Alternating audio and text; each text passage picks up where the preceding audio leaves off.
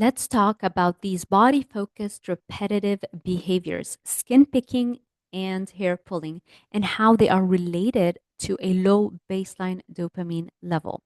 Why should you listen to me? I have a PhD in nutrition and exercise physiology from the University of Miami, and I specifically worked for 6 to 7 years on research targeting a low baseline dopamine level and how we can increase that. I've taught for over a decade at the University of Miami and the American College of Sports Medicine, and I've coached thousands of clients. My main focus looks at how can we use baseline dopamine manipulation for weight loss. Just like as you can see here, I've lost 30 pounds and I've maintained it, mainly utilizing the information that I've learned and I've worked on with when it comes to manipulating and raising baseline dopamine levels so that you can overcome yo-yo dieting, so that you can overcome cravings and kinds of urges and impulses that we're going to talk about in this specific video. Alrighty. Body focused repetitive behaviors. We're going to focus on the two most common types, which are hair pulling, trichotillomania, and skin picking or excoriation disorder. These are very frustrating conditions, and I completely understand how emotional this can make you feel if you can identify with these conditions, if you've ever gone through that. They're actually very common, but we don't really talk about them enough. And a lot of times people don't even realize that those are conditions that can be very serious that people go to therapy for. So these fall under the umbrella term for obsessive compulsive behaviors. So those are OCD type behaviors, and they can cause serious harm and a lot of emotional and even physical scarring. The triggers usually tend to be anxiety and stress and boredom. Why do we do that? Why do people feel like they cannot stop those kinds of behaviors? It's because they release dopamine. So when you're picking at your skin or you're pulling your hair, you actually release dopamine, and the release of the dopamine relieves that tension, relieves that stress, that anxiety, that pent up tension that was triggering you to do something about that feeling. It's actually very similar to taking a drug, whether it's cocaine or whether it's an addictive food. Drugs and highly palatable or highly addictive foods also release that kind of dopamine in your brain. So I'm going to go over some of the traditional treatments for these behaviors at the end. However, I do believe that the root cause for these kinds of OCD type behaviors is a low baseline dopamine level. So let's start with the first one, trichotillomania. It's when you're pulling your own hair repeatedly. Again, the urge is always preceded by a feeling of stress or anxiety or a pent up tension. And then when you pull the hair, that relieves that tension because it releases the dopamine. Some people will make sure that they're pulling the hair in a very specific way until they can pull it so that they can see that white, the follicle, the root of the hair, and that gives them even more pleasure, even more dopamine release. Then that person might like how the hair feels in their hand or in between their teeth. They might suck on the root of the hair, and that might give them even more satisfaction. Now, this is going to lead to some short lived dopamine release, but eventually, over the long term, it's going to lower the quality of life of that person. It can lead to depression. It can lead to serious negative effects in the life of that person. There's a lot of shame and frustration around the lack of control of this behavior. Common places where people might pull their hair are the scalp, the eyelashes, the eyebrows, or a combination of all of these different areas. So it can definitely lead to physical disfigurement. People might change the way they wear their clothes, so they might start wearing hats or scarves to hide the bald spots or the thinning of the hair. They might have to resort to wearing hair extensions if their hair gets too thin. Some people might start wearing fake eyelashes because they might pull on their eyelashes, and that can be a problem because it's a very sensitive and tender spot. And so if you're constantly pulling and there's irritation on the eyelid, and then you're putting glue, which irritates that area even more. So as you can see, it can lead to serious negative negative effects and social negative effects as well in the life of that person. Also, those behaviors can progress so that not only are they pulling their own hairs, they might start pulling hair from a pet and or pulling fiber from a sweater. Olivia Munn is a famous actress that has been open about her struggles with trichotillomania. As you can see here, she spoke to Today, told them that she rips out her eyelashes, and she actually goes to therapy for that. The other very common type of this type of OCD or obsessive compulsive disorder is excoriation disorder. So instead of picking the hair, they're picking at their skin, and that can lead to sores, damaged skin, inflammation, and scarring. The common areas where that happens would be on the face, the chest, the arms, the hands. They might usually they'll use their fingernails to pick at the skin, but some might use tweezers or they might bite their skin. So, for example, they might bite their fingers. That's a common example. They might be picking on acne. If you have acne and the tendency to do that, that's even more of a trigger, more of a problem. Or some people might perceive like they might have acne even though they might not have acne, but they're just trying to get anything out of their skin. And of course, this is going to lead to scarring, and then the person will even pick on the scabs that form over the scars. They might even chew on the scabs, and they might spend hours doing that. And just like with trichotillomania, the person might hide this behavior from others and feel shame and guilt around it. So both of these conditions usually start around puberty, around the teenage years, which is probably the worst time to have to deal with something like that. And there are similar behaviors to that, like nail biting, also known as onychotillomania, lip biting, or nose picking. So traditional treatment includes CBT, which is cognitive behavioral therapy and habit reversal training. Also, N-acetylcysteine is a supplement that has proven to be successful in a few cases. What it does is it lowers levels of glutamate in the brain. Glutamate is a mood regulating brain chemical or neurotransmitter.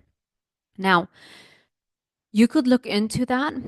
I would also urge you to look into your diet, because if your diet is poor in high quality animal protein that is rich in the amino acid cysteine, which is really what this supplement is, then that might not be enough to just supplement. So check into your dietary habits. Are you eating enough protein?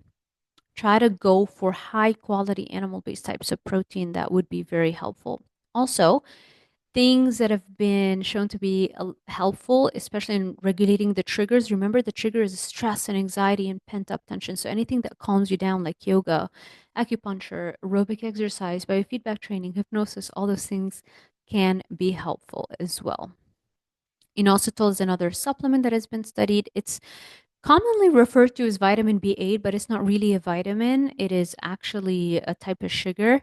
But it's been demonstrated to work because it increases baseline dopamine levels. At least in the study that was done in guinea pigs, it's been shown to increase the number of dopamine receptors known as D2 receptors. And this is really what I want to talk a little bit more about shortly. When you increase the number of D2 receptors, you increase baseline dopamine. There's a difference between releasing a little bit of dopamine. When you eat a cupcake, you release a little bit of dopamine. When you pull on your hair or you pick at your skin, you release a little bit of dopamine. That is phasic dopamine. But over time, if you keep doing those kinds of behaviors over time, that can lead to a destruction in the number of D2 receptors.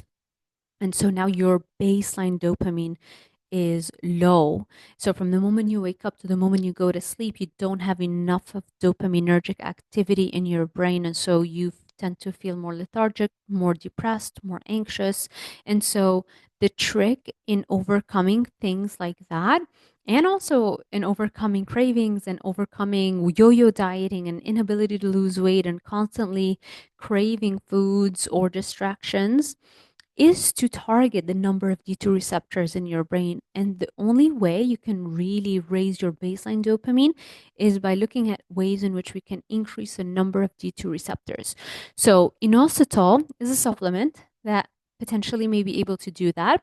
It's really interesting to look at how caffeine might also deplete inositol. So if you do a lot of caffeine, pay attention to that if you're struggling with those kinds of behaviors. This study from 2004 showed how it's been shown that people who struggle with obsessive compulsive disorders like trichotillomania or excoriation disorder can have low baseline dopamine levels or low numbers of D2 receptors. And so this is why my proposed protocol here is, why don't we just attack the root cause? Why don't we just raise baseline levels of dopamine as opposed to only trying to target the triggers? Because life is always going to be stressful. Anxiety will always be there. It's not very realistic to expect to go through your life without having those triggers. So why not just become resilient against anxiety?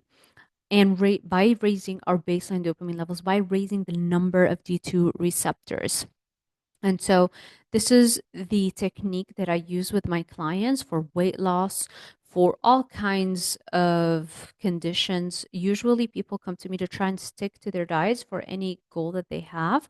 And oftentimes people struggle to stick to their diet because they have low baseline dopamine. Because if you've lived in this day and age and you've been addicted to video games, cupcakes, pizzas, just the current lifestyle that people are living, it's very addictive. And anything that's addictive over time leads to a destruction in the number of D2 receptors in your brain. And so now most people tend to have relatively low levels of D2 receptors or low baseline dopamine levels. So what we want to do is attack the root cause of the inability to stick to a diet, the root cause of those obsessive compulsive disorders. And the way that we do that is by going back and regenerating the number of D2 receptors in your brain. So my three-pronged protocol involves three different ways of attacking that. Dopamine Brain, one of my guides, specifically targets how you can use a specific type of exercise to increase number of D2 receptors, because if you just do a cardio joyride that's not really outside your comfort zone, that's not enough of a trigger for your brain to raise its number of D2 receptors. So I go over the specifics in this guide. And then Monster Mindset goes into a different type of protocol, which utilizes visualization. So I had to come up with a visualization, and I had to figure out a way that does not rely on exercise after working with a lot of clients that were very overweight and needed joint replacement surgeries and things like that. So they could not really follow the type of exercise that I needed them to follow to significantly increase the number of D2 receptors. And so that's why I put a lot of pressure on myself to be able to figure out some other protocol that can be just as powerful. And so visualization, specifically two types of visualization that I coined: energy visualization versus training visualization. I'm not going to go into like the details of exactly what they entail, but it's a specific type of meditation, but it's not really a meditation, that over a period of time can increase baseline dopamine levels. As a matter of fact, in a single session of visualization, you can increase your dopamine levels by 65%. And then the better you get at it, the more you can also increase D2 receptor numbers, which is really what we're after here.